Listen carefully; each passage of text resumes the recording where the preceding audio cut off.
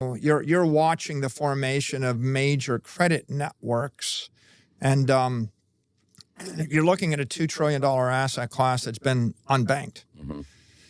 And so as you watch the formation of banking credit, and corporate credit instruments on top of that asset class, that's going to be a big driver.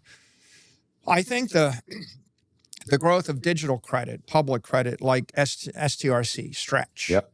it's a big driver because in theory, you've got $300 trillion of credit. If you look at the credit markets, bank credit pays you nothing. Treasury credit or money markets, they're paying you 50 basis points in Japan and 100 basis points in Europe and nothing in Switzerland and 370 basis points in the US, and it's probably headed south. Mm-hmm.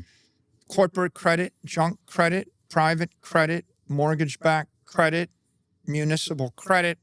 These things are all indexed to the risk-free rates in all those nations. So you look at the traditional credit markets, most people, what they'd like is a bank account that pays them 8% with no duration, no delta, no credit risk, right?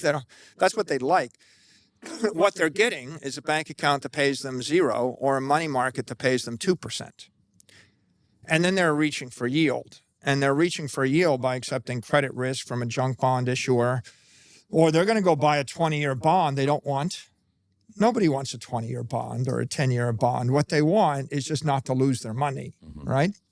So the existing credit markets have a lot of very awful choices for people. Either you've got to wait 30 years to get paid and take 30 years of inflation risk, or you've got to bet on some going out of business junk bond, uncollateralized issuer, right? Or you've got to accept nothing and be happy about it, right? And so digital credit is spreading through that market, and the promise of digital credit is, first and foremost, if you want to accept 5 or 10 vol, maybe you get to 10% dividend, right? You might get 10% dividend tax deferred. That's kind of the promise of an STRC. Right. But